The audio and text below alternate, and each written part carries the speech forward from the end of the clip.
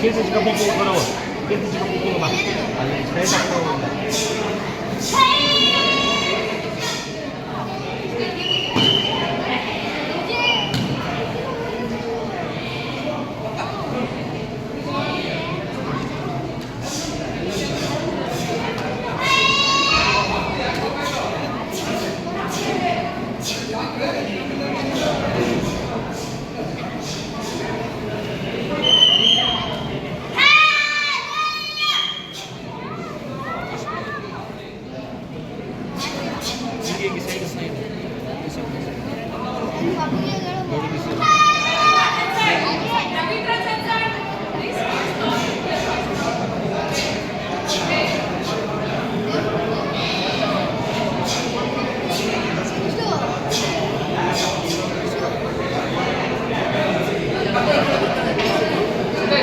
ಬರಲಿ